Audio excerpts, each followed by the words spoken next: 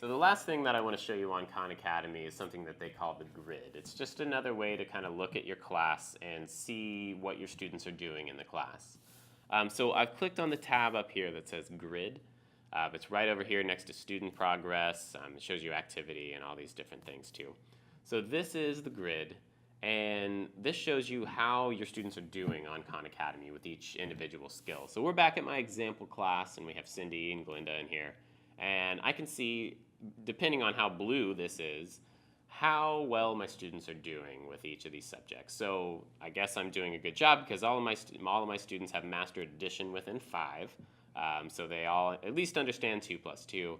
And we can go and continue to see who is doing well with these different subjects. Obviously, Cindy is doing well. She's mastered all these different subjects here.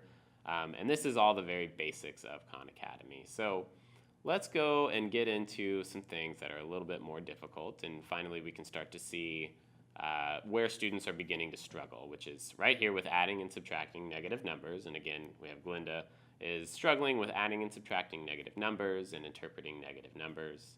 And I can see actually that Cindy Carter hasn't even ever looked at this, and neither has Janet or Joey or Marva or Rodney, but I can see that Matthew Smith has actually mastered this skill. So maybe in this case, this might be something that I might just put Matthew and Glinda together to work on and not really worry about intervening myself. But this is just one of those things that you can see on here. So we can continue to go down this list and see who's struggling with what, who has mastered these concepts, who's a level 1, who's a level 2, who's just practiced these. And looking here, we have adding decimals. We can see that Cindy has mastered this, and so has Matthew Smith.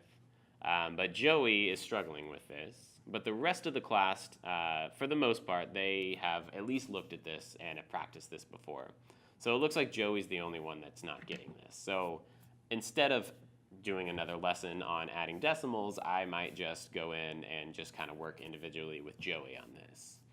So this is something that you can see that really is beneficial as a teacher to look at and see what your students have been looking at, kind of compare everybody against each other, see what levels your students are at on every single topic. And this goes on all the way to everything on Khan Academy.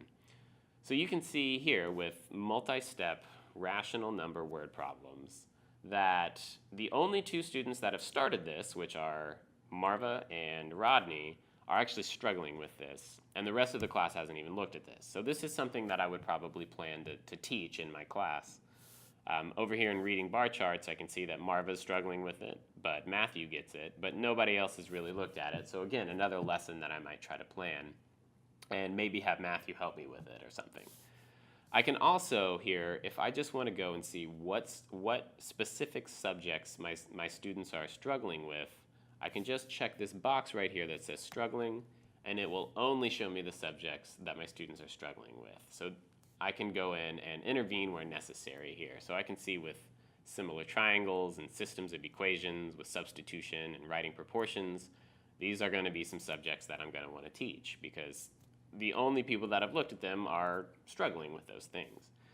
So this is just one other thing that you can use to view what your class is doing on Khan Academy. It's really good for lesson planning and really good to be able to sit down and kind of see where everybody is right next to the other students in the class.